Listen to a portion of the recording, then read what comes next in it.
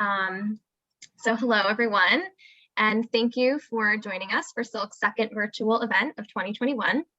A special thank you for everyone who's calling in from New York, where I think it hit almost 70 degrees today after what's felt like a very long winter. So we are super appreciative that you are joining us this evening, and I think it's going to be a really informative and hopefully inspiring discussion between Jason and Harun.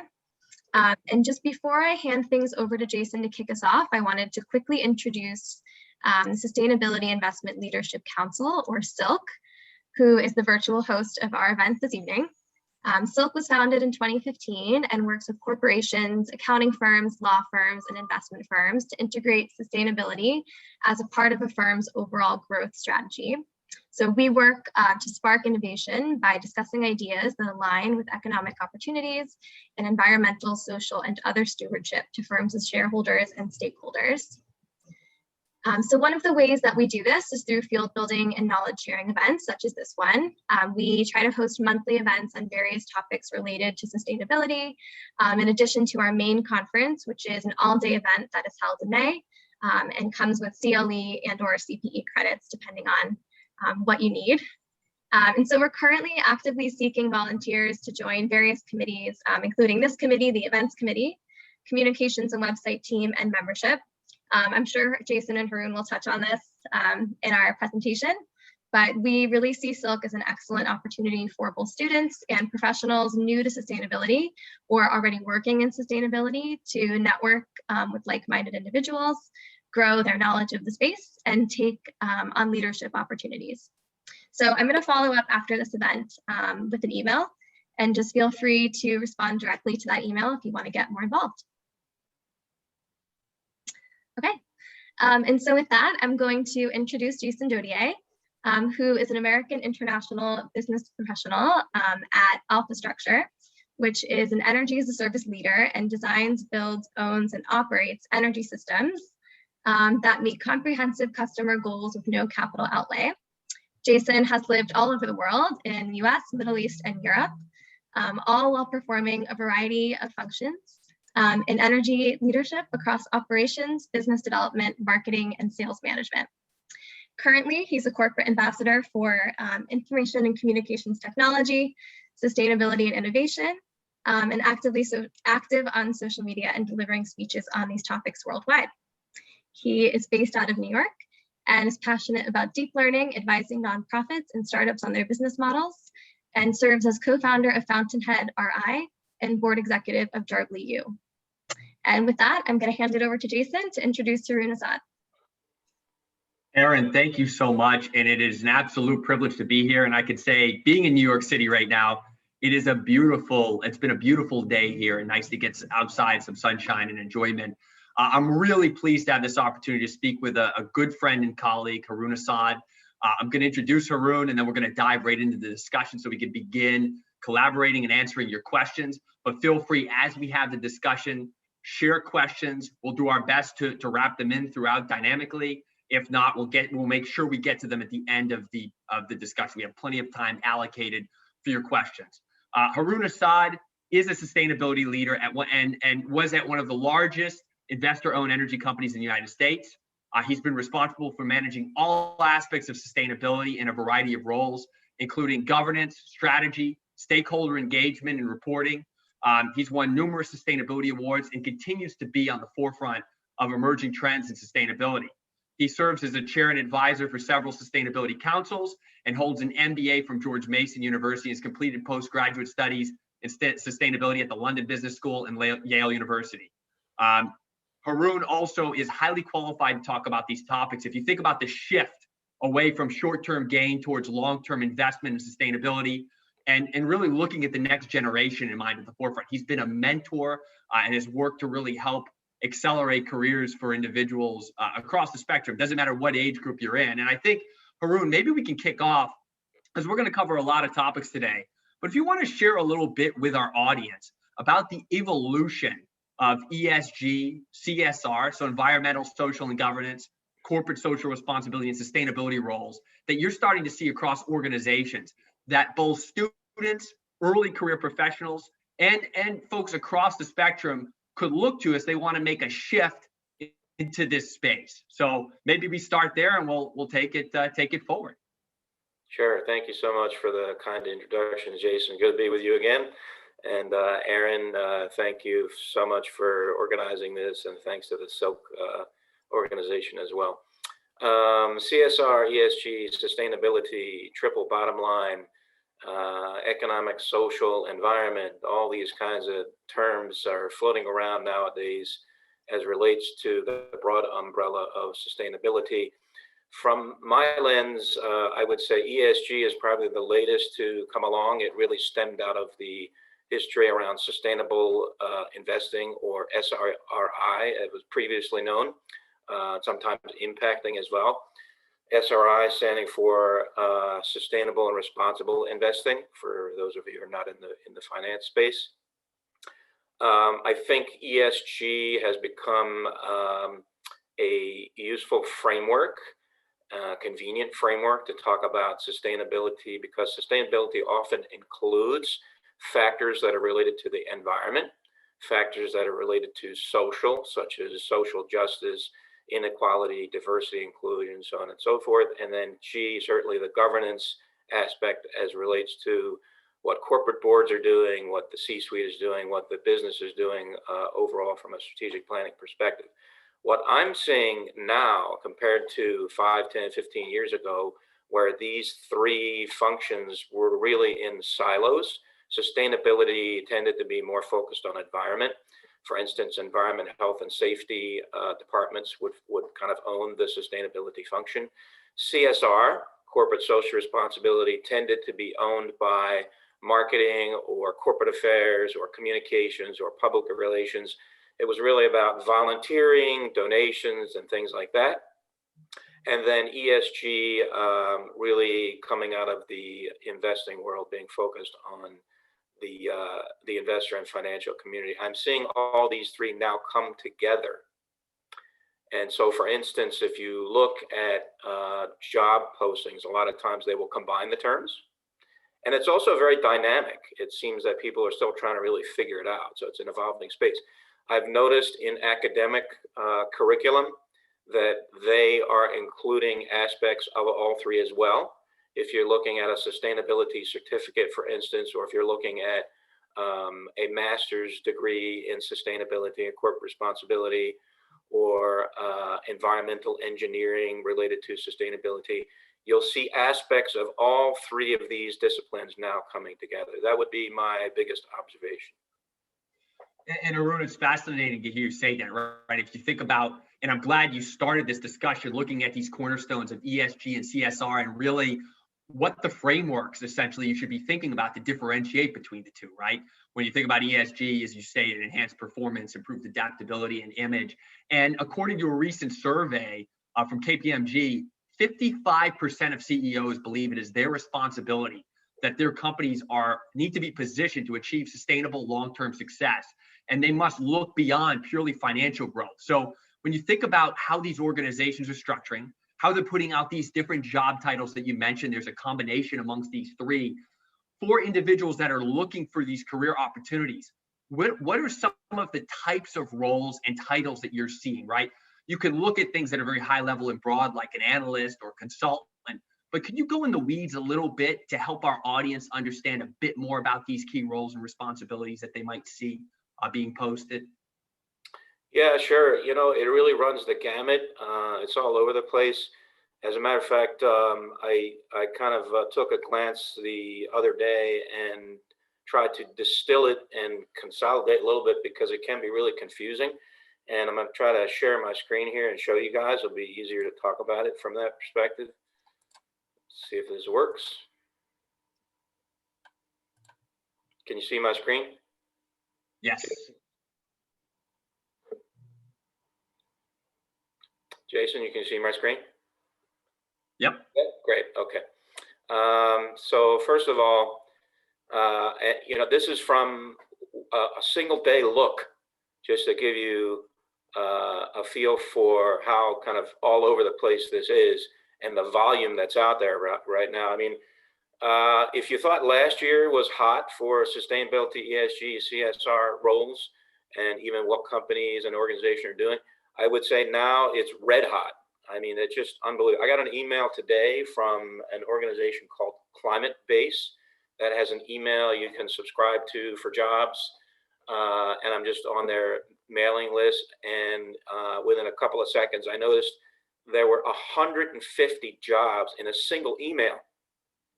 This document I'm showing you here, underneath it, all the way at the bottom below what I'm going to talk about in a second to answer the question, there are 24 pages in this document of jobs from 4 sources only. It's insane. I mean, it's great for all of us who are in the sustainability world. So here are just a handful of sources that I'm aware of. So the boards, the social and email, you can see here, and then some sites that I'm aware of. I'm sure it's just scratching the surface. Here are some titles to give you a direct answer to the question. You'll see they're kind of all over the map. And again, this was from a single day's looking at only 4 sources. So early career, mid-career, senior career, I tried to organize it a little bit, and it's just a small sampling. So you can see, here's a policy title. You can't see anything in there in that title about sustainability, ESG, or CSR. So you have to look under the hood. Here's software engineer. Now this is doing AI for an energy company who wants to leverage AI to make energy consumption and energy efficiency more predictable, therefore reducing impact on environment. That's the connection. So let's see. Here's a chief technology officer, another example of how it just runs the gamut. This is for a digital startup that is getting into fashion design, and they're going to use their kind of value proposition and why they consider themselves to be sustainable is they're going to do fashion design using digital 3D only. Therefore, they're not using materials, so they're saving on consumption, they're saving on raw materials from an environmental impact perspective. Corporate innovation manager, what the heck is that? So this was about transforming electricity to move away from fossil fuels. They want somebody to own the innovation process, to come up with new ideas, new ventures, so on and so forth. So hopefully while I was talking, you had an opportunity to glance around the page and see the variation. And like I say, this is just scratching the surface. You can find sustainability, ESG, CSR jobs within all different functions nowadays, whether it's finance, engineering, HR. I've seen HR, workforce management, people, talent management positions with a slant towards focus on sustainability. So hopefully that helps to answer the question. And on top of that, Harun, first of all, I'm really glad you shared your screen, because it's important to be able to visually see some of these things as we have a discussion. And as you can imagine, there's been a handful of questions. I think now is a good time to take a quick pause and address a few of them, because they're directly related to what you just shared with us. So one of the first questions is, and I think this is one that a lot of us still have today that are even in the industry and are around it a lot. How, as a candidate, should one find out what the real meaning of sustainability is to a potential candidate company to go work for? So, for example, a lot of times you get a cookie cutter answer. So on that note, like, what strategies, how do you drill in to really determine if the employer is truly serious about their dedication to sustainability? And it's not just a convenient thing to put out there just as a flag. I think that's one of the first questions to address here. Yeah, you want to be careful that it's not greenwashing. It's not just positioning and messaging and window dressing. I mean, all that stuff is useful as a starting point in terms of maturing sustainability for an organization. But what I would recommend, and this is just my personal approach to it. What I would recommend is to go look at the financial statements. You can go to the investor relations sites of any mid to large organization, and you can find presentations, you can find reports, you can go look for the sustainability or impact report or it may be called the Corporate Responsibility Report. Again, these reports go by different names, but you'll usually find these in the About section of the company or in the Investor Relations pages of the company. Look at the specific initiatives that they're doing and see if you think, based on your assessment, that those initiatives are worth their salt. Look at the KPIs and the performance against those KPIs that are publicly disclosed. You can see these in the proxy statement, which are part of the investor relation materials. You can see them in the annual report. You can see them in some sustainability and impact reports, those that want to disclose them in those reports. But you definitely will see them in things like the other mainstream financial reporting that I mentioned. In addition to that, you can comb through, if you, to the extent you want to invest the time and effort, you can comb through social and see what conversations are taking place. Because as we all know, people are not shy about commenting on social.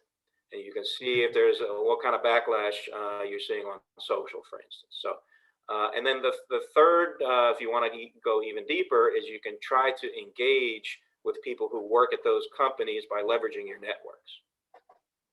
Yeah, so looking at financial statements, investor relations, some companies have planet and society barometers that are helpful, but these are really important. You have to do the diligence, comb through some of these sections and get a feel for what might, what you that company is truly doing. What's their vision, and are they walking the talk and leading behind, leading at the front as opposed to just kind of following.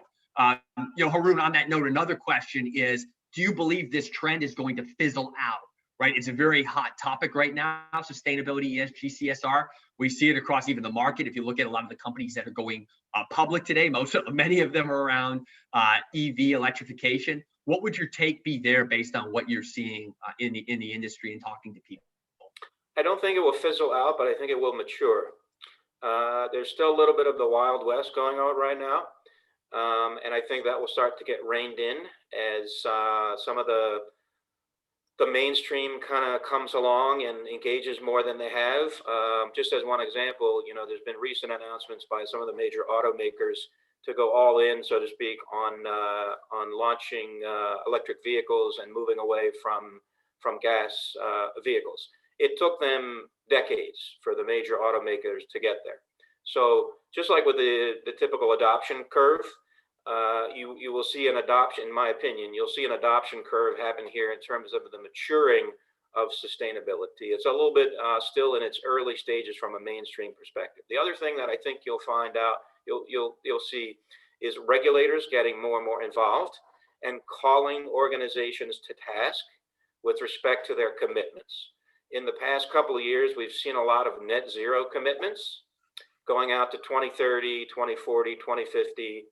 And many of them, to be honest, are probably window dressing. And it's not clear exactly how they're going to get there. Not only that, the executives who are kind of right now in position when these commitments are being publicized, they may not be there in 5 years. So they don't necessarily have to hold themselves accountable, but the organization is going to have to be accountable. So I think we're going to see more regulators getting involved. In fact, last week, at least in the States, and it's different by country. It's different in Europe. It's different in Asia compared to the United States and so on. Last week, the SEC announced the launch of a task force for climate and ESG that will look very specifically at these commitments and make sure that they are not being misstated. And if they are, there will be the typical action that the SEC might otherwise take. That's the starting point for the task force. From there, they're going to go even deeper and start to take action on ESG issues and topics more broadly. Yeah, I think I would encourage everybody in our audience to be following some of the task force related regulatory things that are emerging. And a great statistic you brought up about some of these companies making the shift. GM was one of the prominent ones talking about, I think, going all electric by 2035 is a big trend. And then you've got the push of these companies like Lucid Motors, Fisker, Tesla, and others in the space that are looking to come in there. And globally, it's a very interesting time all the way around. And this could, again, back to the core topic of today, right? A lot of potential job opportunities at these new companies and in pre-existing businesses as they transition and need some new mindset, mentality and thought process framework type of things. One more, and then we're going to. I would add, Yeah. The other thing I would add, Jason, before we move on, from a opportunistic or growth perspective, in addition to tens of millions of new jobs being created in different sectors. I mean, think about the avalanche we're starting to see with renewable energy. But the other thing that I'm noticing, and this was validated in a conversation I had the other day with a guy who runs a member network for chief strategy officers. I think there's maybe 50 chief strategy officers from around the world that are part of his member network.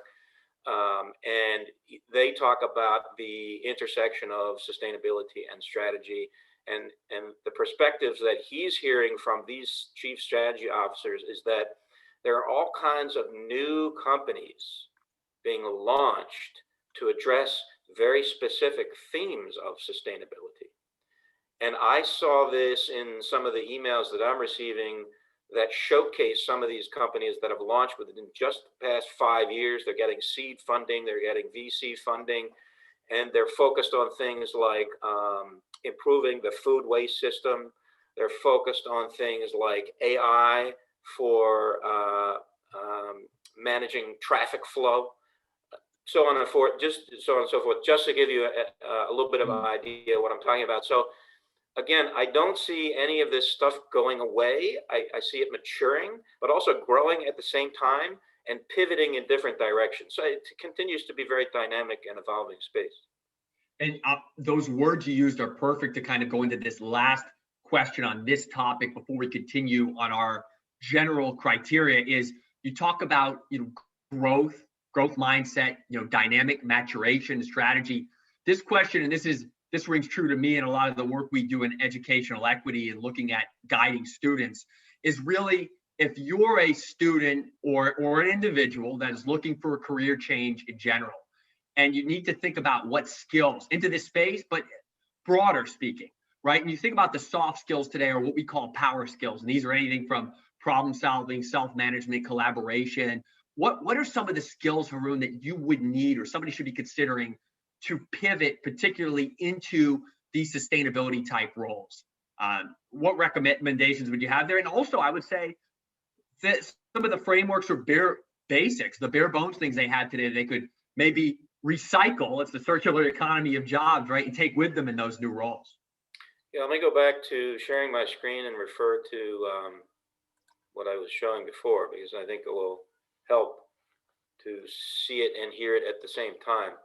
So for instance, energy program manager. I mean, this is about energy management. So an understanding of energy and utilities and how energy is bought and sold and managed for efficiency is going to be important. A policy position. Well, that's kind of government relations and certainly communication skills. If you look at, we were talking about the software engineer. I mean, they're not looking for somebody who's studied sustainability in a master's of sustainability. They're looking for an engineering person who has an understanding and appreciation for how AI can contribute to energy. But at the end of the day, the functional skill is software engineering. The CTO example we talked about before, this is a digital and technology expert. Here's a product marketing manager, ESG. This position, I think, if I remember correctly, was with one of the investment firms. It might have even been Bloomberg. And so you can see the context there. I mean, these are marketing skills, but they're going to be looking for some experience and exposure to ESG and sustainability. Now, when you talk about chief sustainability officer and corporate sustainability roles, here's another one up here, office of sustainability. So kind of more similar to the role I had at Con Edison, or one of the roles I had at Con Edison, which was being in charge of the corporate sustainability program. In those roles, you wear a lot of hats. So typically, in my experience, there are 4 pillars in a corporate sustainability role. Governance. So for instance, launching a sustainability leadership council or working with governance officials at the company to launch or figure out how there's going to be a committee of the board focused on sustainability. Those are governance issues.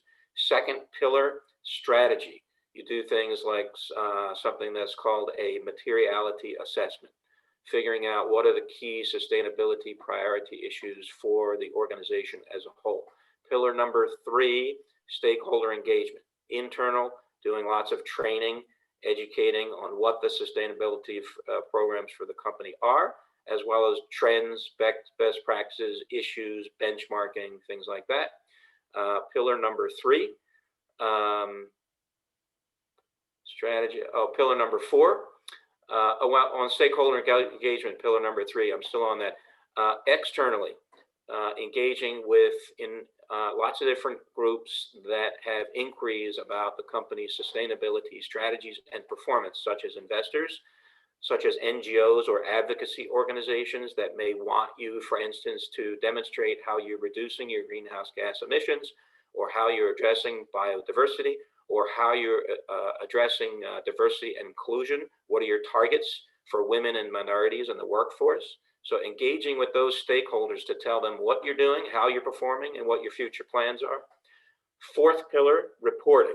That's typically the annual sustainability report, your carbon disclosure project reporting, your TCFD reporting, and all kinds of other frameworks that fall under the reporting pillar. But that's just the corporate sustainability type of role. As we were talking about with all these other examples, they require specific domain expertise along with an understanding and appreciation for sustainability and ESG. And Harun, on that note, right, we talked a little bit about engaging, right, strategy and performance coming together, reporting, but there's the domain expertise side as well, which can open up a wealth of opportunities. Now, the audience we have today is very mixed.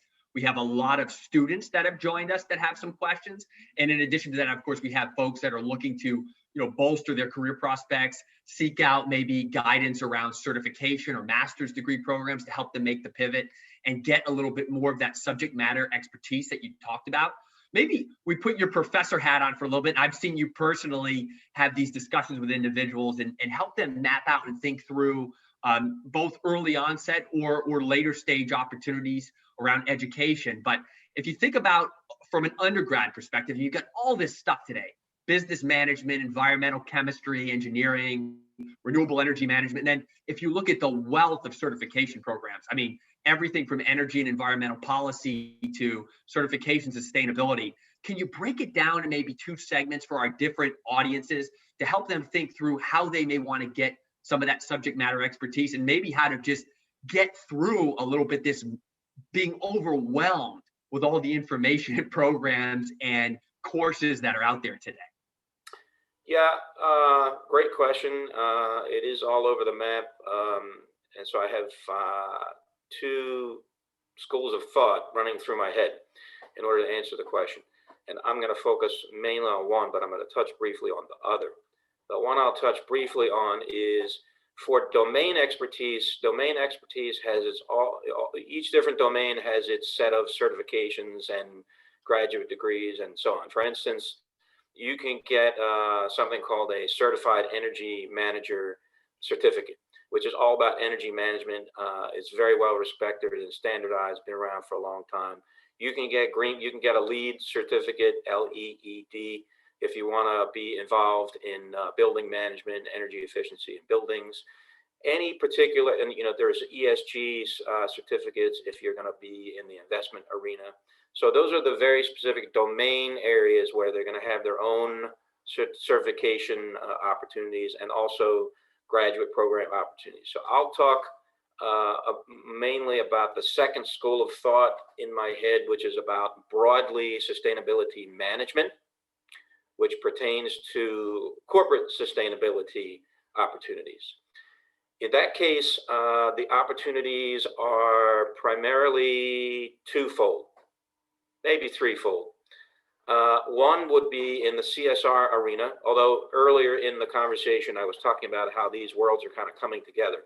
Still, I'll talk about them separately, but in many cases you'll see them combined in certifications and also in master's degree programs. But CSR, corporate social responsibility, you will find certificates available. For instance, from Johns Hopkins University has a school that does a certification in corporate social responsibility.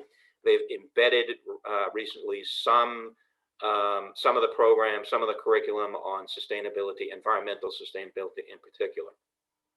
The Boston College, as another example, the Boston College Center for Corporate Citizenship also offers certification in corporate citizenship, which is more along the CSR lines.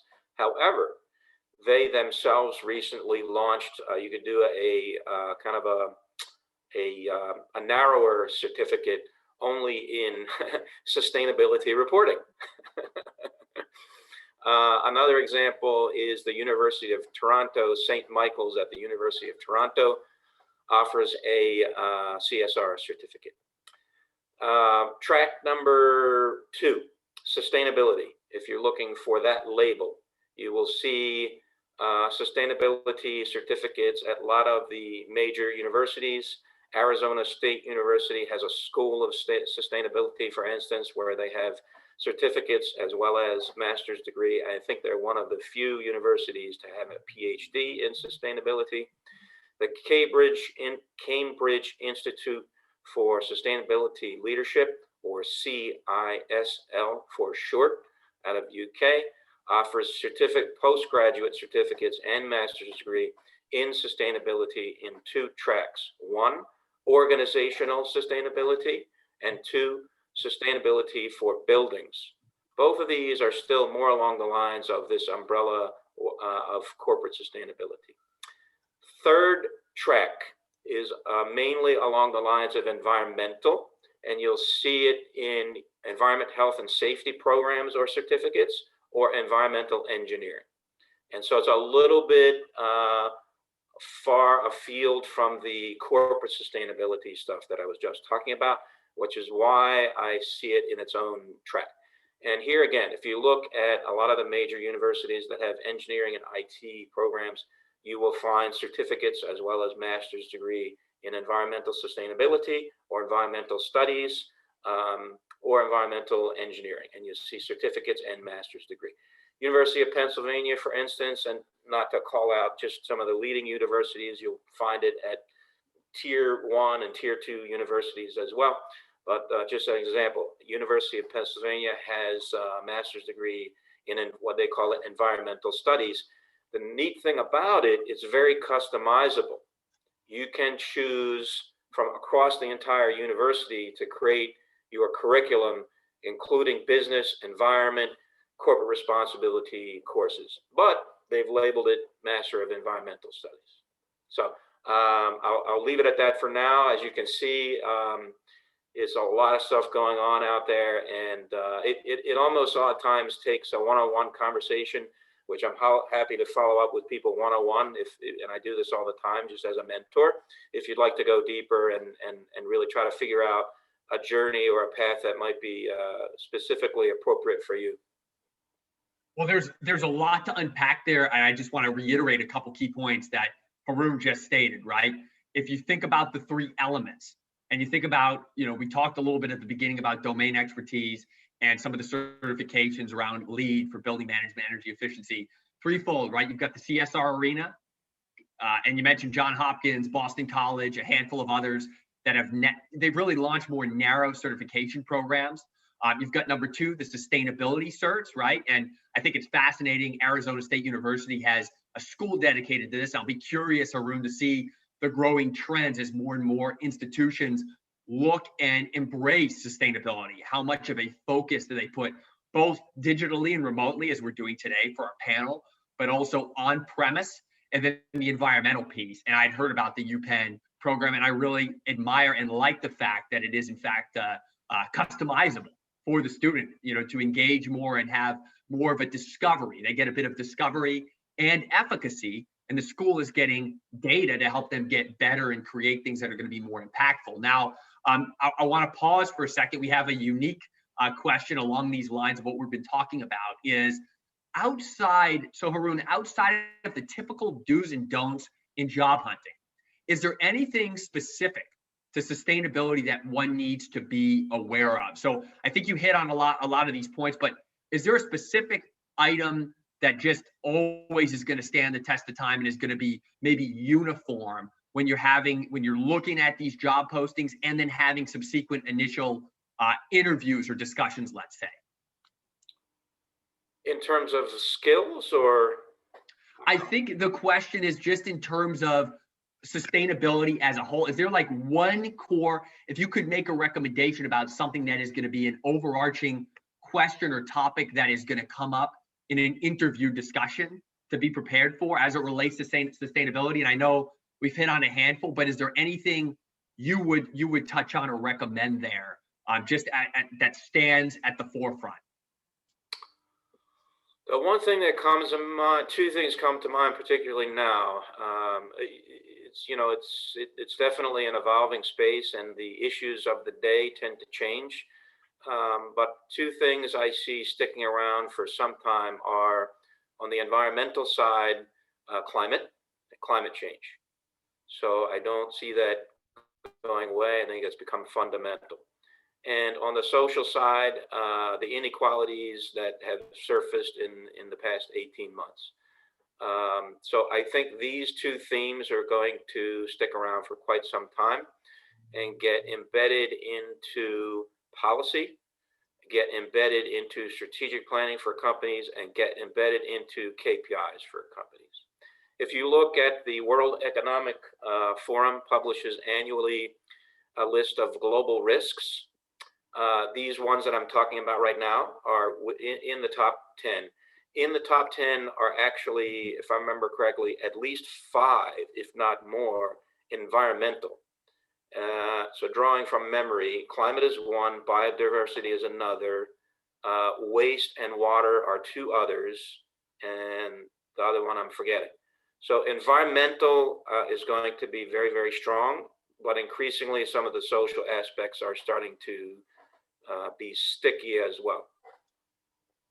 Yeah, and that dovetails really nicely to kind of the next area of discussion, and it is red hot when you think about the broader picture globally. And these are things we all have to be educated on and be prepared to speak to, whether that's in a networking event such as this one where we're opening up, asking questions.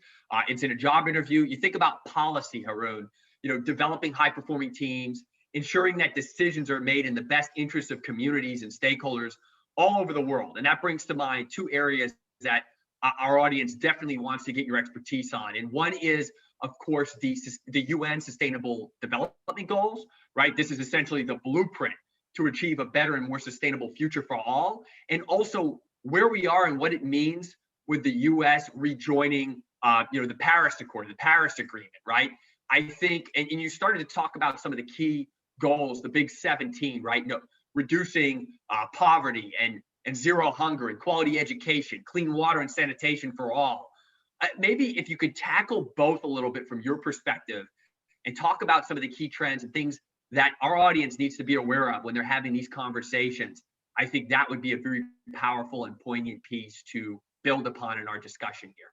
Sure, it's a great question. The UN SDGs were launched in 2015 out of the Paris Agreement, where there were hundreds of countries kind of aligned on these sustainable development goals to be achieved over the next 10 years. I'm going to share my screen again. Somebody took it away.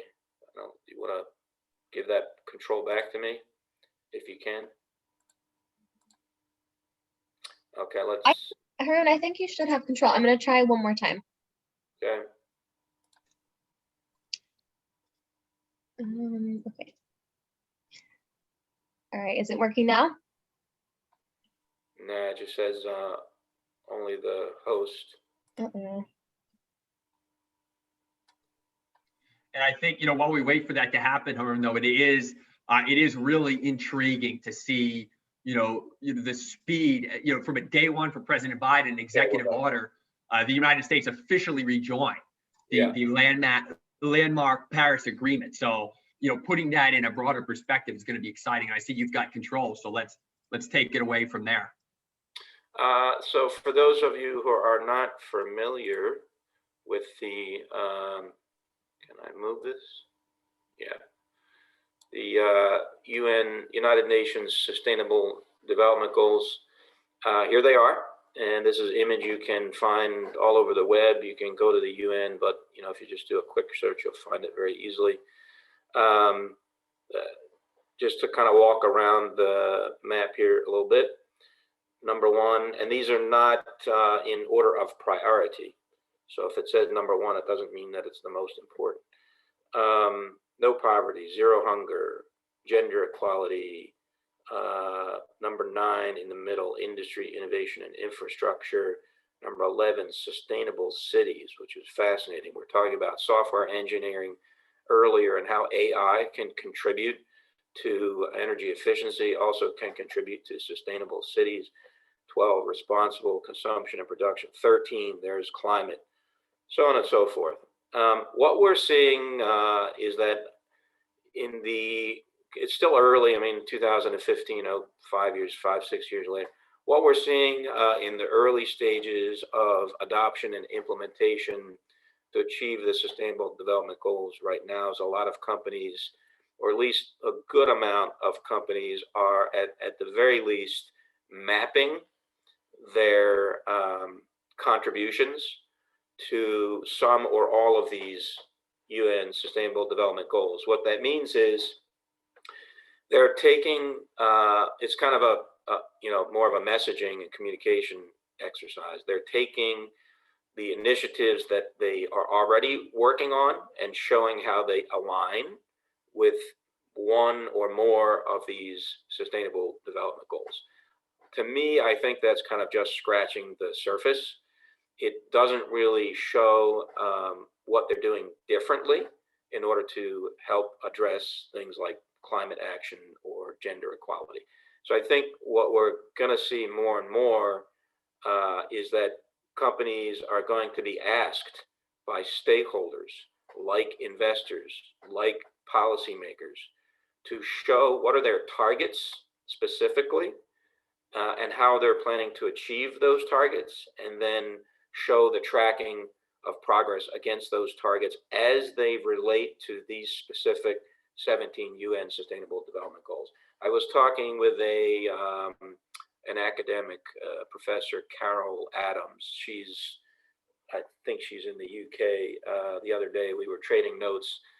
I was trying to see if there's a template or a standard from the UN for how organizations can show what those targets are that align to the UN Sustainable Development Goals and how they're performing against those targets. Is there a reporting template or something along the?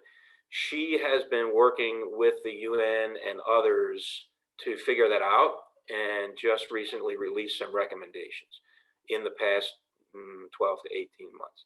So, and I'm sure they're going to solicit all kinds of feedback. I mean, this is global. It takes a little bit of time to sort through it. But I see things like that coming to fruition in the next 1 to 2 years. So I think there's going to be even more attention paid to how organizations are very specifically focusing on initiatives that are going to pay off the UN Sustainable Development Goals. And Harun, while we stay on the UN Sustainable Development Goals for a second, one of the questions that came in was, in this environment of remote work, which obviously COVID-19 has expedited our ability to communicate and work again across the world at any time of day with anybody that you need to talk to. How can remote work, one, help meet the goals of the UN in a multitude of ways, and then additionally, what could those role titles potentially look like? Meaning, if you are, whether you're a student, recent graduate, mid-career professional, and you want to lean in and support achievement of these goals in a remote capacity, and there's been talk of lots of different jobs being created here. What would you say to that? I mean, I don't think the remote thing really changes anything. The jobs that we looked at earlier, a lot of them are going to be remote or hybrid. It'll depend on what happens as we get around the corner with the vaccine rollout and kind of get back to normal and so forth. The extent to which companies decide that they're going to continue remote working opportunities in perpetuity, or whether they're going to say, okay, now it's time for everybody to come back. And I think that it'll be kind of all over the map in terms of what companies decide to do. We've already seen commitments from some of the major tech companies coming out and saying, oh, okay, it's going to be remote permanently. I'm not sure that's entirely true. I think it's kind of in the moment. But in any case, I think we'll see different models. I don't think any of that, whether it's remote or otherwise, has any effect on contributing to these goals, and because people can work remotely now, as we're seeing. So it really just depends on the job and what specifically is in the job that might pertain to one of the 17. And companies may not initially be working with their talent and HR people and saying, hey, we want you to include language in the job description that speaks to the SDGs. I don't see that happening, certainly not in the near term. I think that would be a very mature situation from a maturation perspective, and probably not going to see that. I think it's going to be up to individuals to figure out how the work that they're doing maps to the UN Sustainable Development Goals. Having said that, there are opportunities to get involved directly with the UN Global Compact, which is the organization that is supporting the rollout of the Sustainable Development Goals. There's volunteer opportunities to get involved and kind of be ambassadors. So if you go to the UN Global Compact website, you can search around for those volunteer opportunities. Well, thanks for that, Harun. I guess let's. And a key piece, and I'm glad you shared that with the group so that they're aware of the different subsets and areas, because key roles that are happening today and being integrated in some of the leading edge companies are in fact opportunities to weave these metrics into how that business operates. And as I stated earlier, almost creating this planet and society barometer around core KPIs and metrics that you report out on. Again, going back to what you said earlier in the discussion room, when you do the diligence, looking at these businesses to determine either if it's a good investment or a place you want to work, you should be digging under the hood to have an understanding of what's being done there, or you're taking a job opportunity to do those things and help the company achieve those metrics. Now, on the other side of the fence, the Paris Agreement, which is put in place to essentially limit global temperature rise to below 2 degrees Celsius and as close as possible to 1.5 degrees Celsius, right? We've talked, a lot of the folks on the call today may have heard a little bit about it, don't know all of the details. What were some of the key insights you've taken out of, again, discussions, your knowledge base, what you've seen there, that folks need to be aware of as you hear this? And we're going to hear more and more about it in the news coming forth, moving forward. And the fact that you hear, hey, 20, 24, 25 million new jobs are going to be created globally over the next decade, thanks to the Paris Agreement. So what would you share on that, Harun, for the crowd today? Yeah, I think we can look to, particularly with the new administration, we can look to see that there's going to be much more leadership from the top, supporting the transition away from things like fossil fuels, the transition to renewable energy, the transition to more energy efficiency in buildings, the transition to electric. I don't think it's any surprise at all that post the Biden acceptance, we saw the automakers come out with their announcement about EVs. Didn't happen before it, happened after it, because now there's support from the government. So I think with the new administration in place, we're going to see more and more adoption of new businesses, new business models, new targets, all aimed at helping to mitigate climate change and mitigate global warming. That's just in that one particular area. I think we'll see it also on the social side. So, I mean, it all kind of rolls downhill. And Harun, to that point, right, it takes It's going to take an army of individuals coming together and collaborating. And it goes back again. We talked a little bit about frameworks, reporting initiatives. One of the questions that we got is, if you could look at some of the core things that are out there, right? You've got the Sustainability Accounting Standards Board, which many members of Silk are a part of and take an active role. And we have a lot of accountants in the organization. You look at the Global Reporting Initiative, you look at the octopus kind of diagram for a different framework. Can you spend a little bit of time just maybe clarifying some of the leading edge organizations and frameworks? Because we do get inundated with these things. And it is important for this group to understand the different acronyms, what they mean when they do come up in a potential job interview or a discussion. Yeah, I mean, this is almost an entire an entire separate session, but I'll touch on it briefly. First of all, there are hundreds of sustainability and ESG rating and ranking products. MSCI, Sustainalytics, Refinitiv, hundreds. At the same time, there are reporting frameworks and quote unquote standards. There really are no standards yet, globally accepted standards, the way that there are globally accepted accounting principles. We're not there yet with non-financial. People are really trying hard to figure out and get us there because stakeholders are complaining that, hey, what's out there right now is a cacophony of stuff that's not decision useful. We need to get to a place where we have standards, globally accepted standards. Some of the key frameworks that are popular and still in use, although this is another one of these areas where sometimes it feels like the Wild West and it's always evolving. But I'll mention a handful that in my experience tend to come up quite a bit. GRI, Global Reporting Initiative, IIRC, the International Integrated Reporting Council, which has a framework for integrated reporting, financial and non-financial. CDP, Carbon Disclosure Project, one of the earlier movers in the space, which is focused on carbon and climate in terms of the reporting themes that you have to do. Newer to the front are SASB, Sustainability Accounting Standards Board, has metrics, ESG metrics for every sector. So they're specific for different sectors. It's not just a one boilerplate template to use.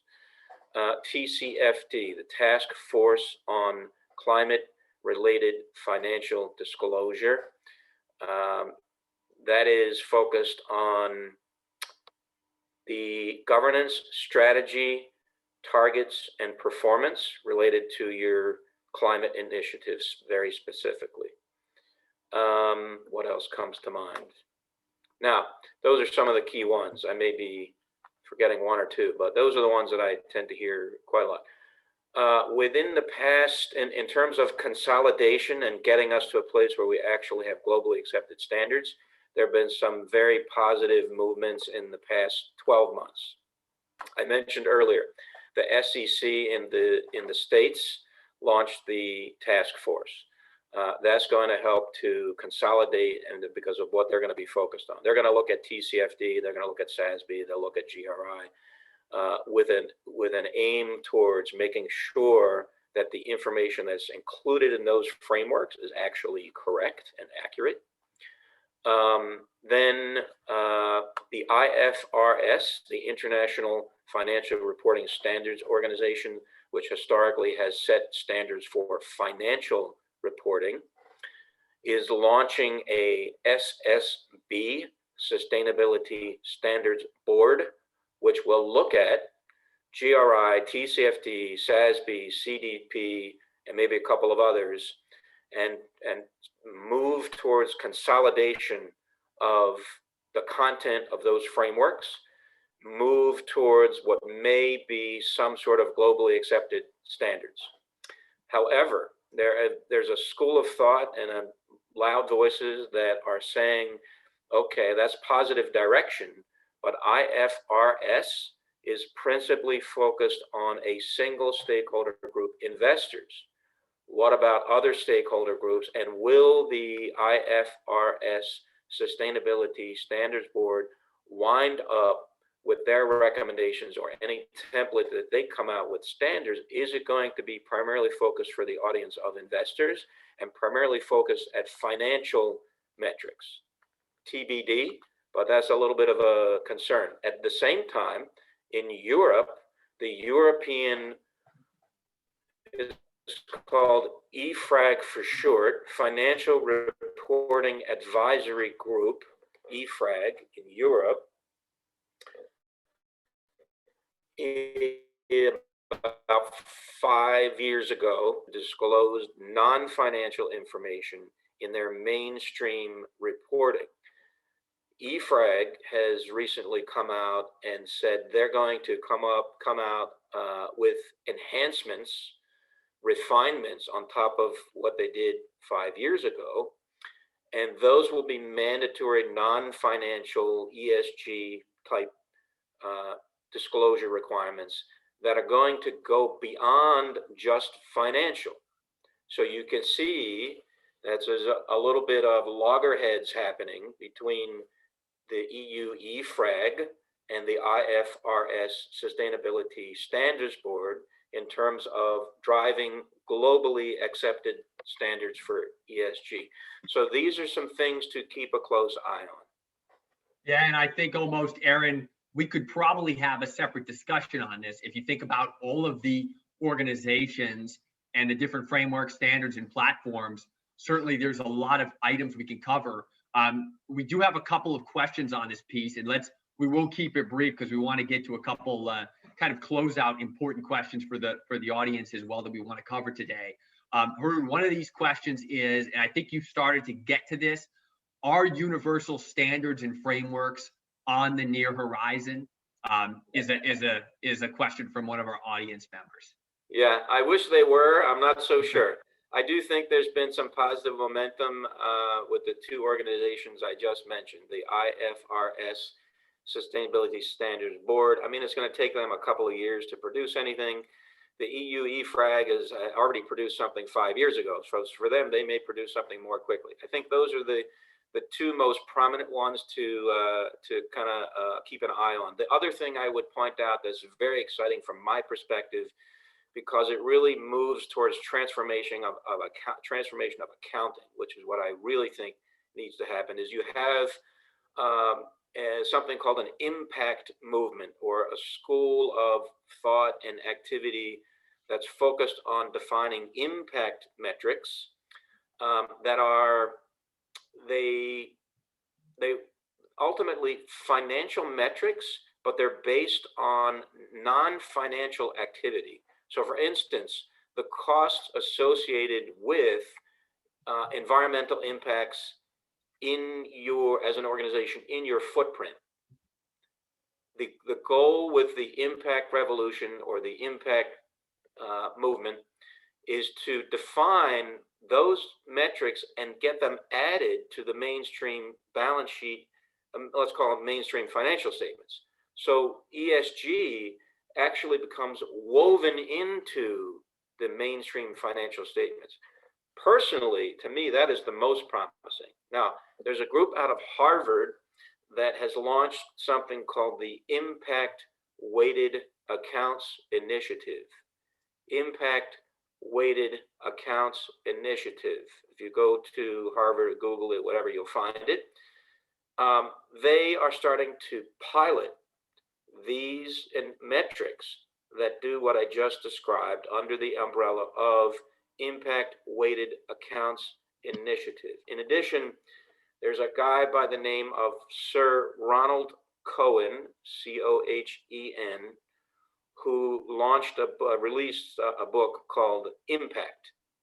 And it's all about this impact movement and the direction, the strategic intent to transform the financial and accounting system that we have today so that risk and return as the incentive mechanism moves to a new incentive paradigm: risk, return, impact. So whenever we look as investors to invest, whether it's personal or as an organization, we look at risk return, standard practice, right? So the impact movement says, and in the book, if you get it, and I don't get paid to announce it, the suggestion is switch to, as an investor, looking at risk, return, and impact all together. By impact, I'm referring to if you have an impact on the environment in which you operate, which is all through your entire value chain, how does that get factored into your financial statements? That's the impact component. So that's what this impact movement is all about. And too, one more thing on that note, when you think about the movements and the accreditation, right? One of our guests today stated that they sat down, which I believe is for the FSA, so Fundamentals of Sustainability Accounting exam that is essentially administered by SASB. Our guest basically asked, Harun, was this a wise decision to do that, to sit and take that test from your perspective? Gosh, I don't know how to answer that. The whole space is in kind of its early to middle phases of its journey. So a lot of these things are going to be around for a good long time.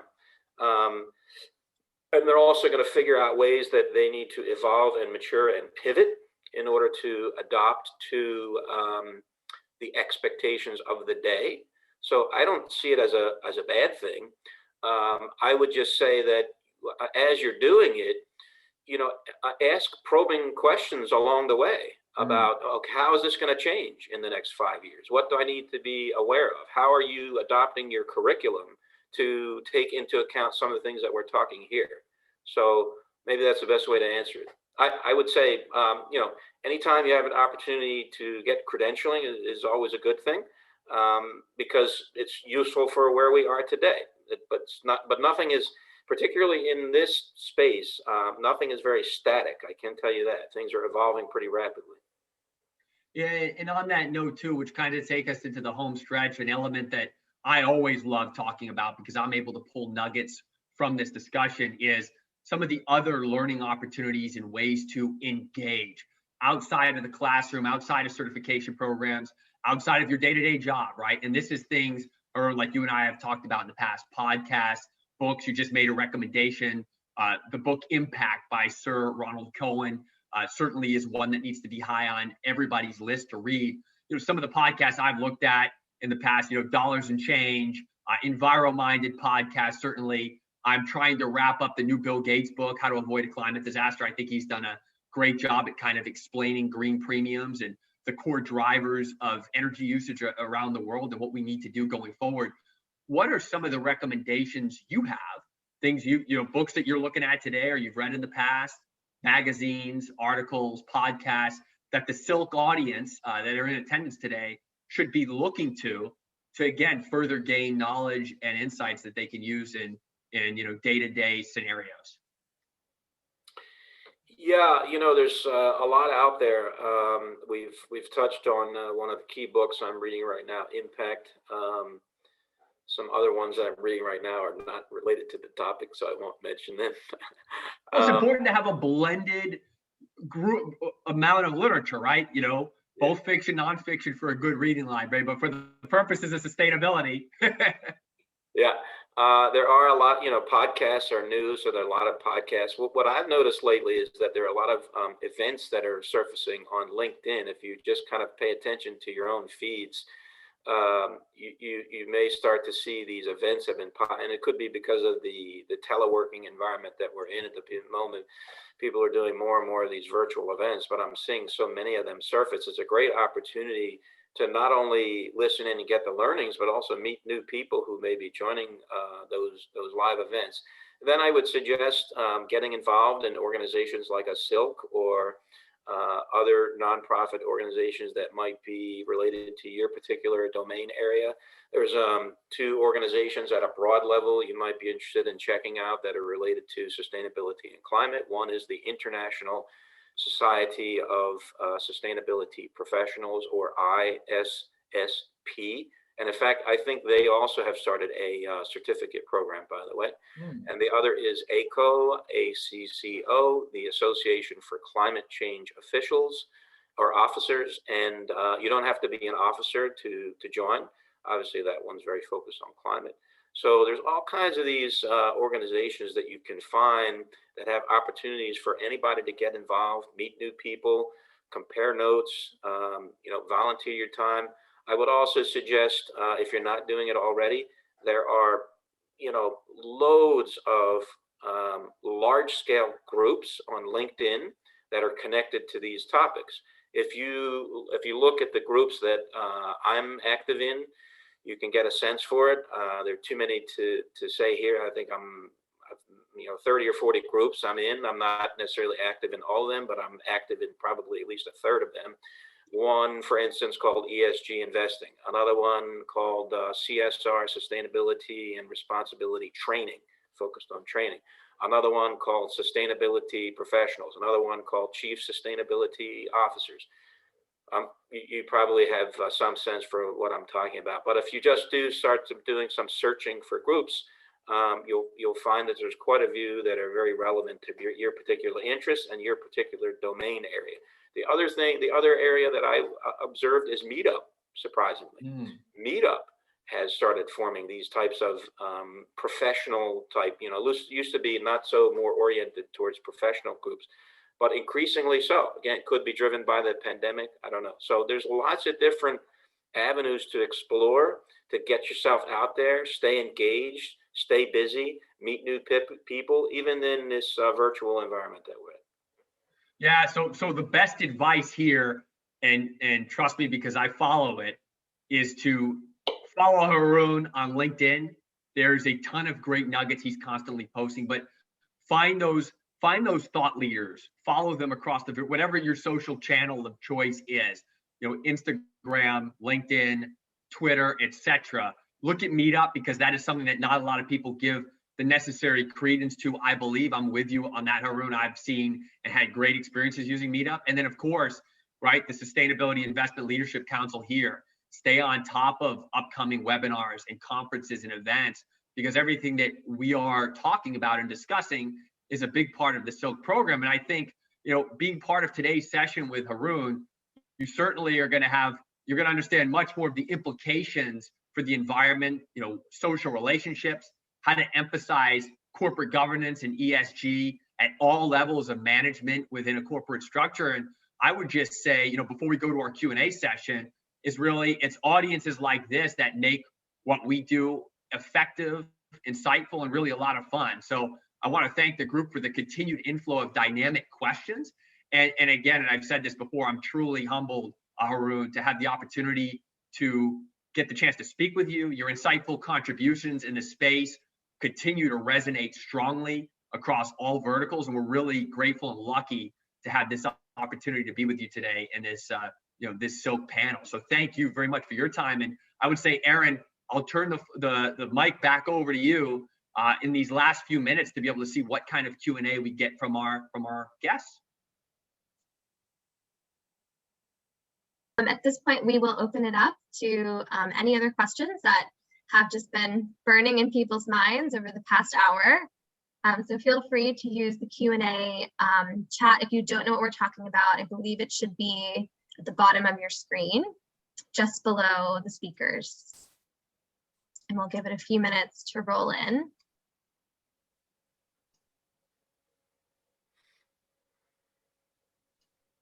I know Jason did a great job of directing the questions live as we were. They were so timely. I mean, it was almost like a magnet pulling the right questions in at the right time. And it just made sense to weave them in while Harun was absolutely in the flow. I think that's always preferred if possible. All right, it's sounding pretty quiet out there. We might have done the impossible and answered everyone's questions. Answered everybody's questions. Well, I think to your point, Aaron, I saw it in the chat. You could definitely have a whole other session to talk about the reporting frameworks and standards. Absolutely. And we were just skimming the surface as I've had more in-depth discussions with Harun, and that can go on that can go pretty deep depending on where you want to go with it. Yeah, absolutely. And Harun, there's one other question that came in around whether you'd be able to share the list of jobs that you shared over screen share. Is that something that you could distribute the to titles? Sure, I'll Yeah. send it to you, Aaron, and you can send it to the list. Yep, That'd be great. sure. Okay, wonderful. Well, I don't see any other questions coming in. So thank you again to everybody who, I'm sorry, I spoke too soon. We have one question. They're coming in.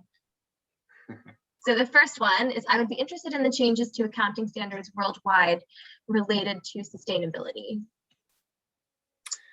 Yeah, I think nothing substantive has happened yet. It seems to be on its way with the launch of these organizations I was referring to earlier.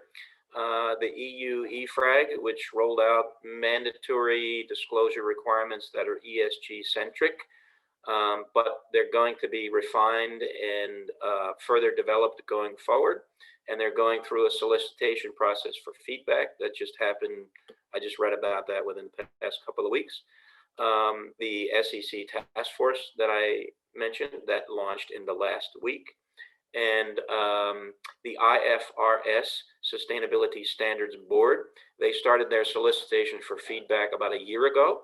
They're now moving towards launching the Sustainability Standards Board and building their specific recommendations for potential standards.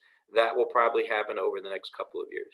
So I think we're on the cusp of taking a significant step forward in terms of potential globally accepted non-financial standards.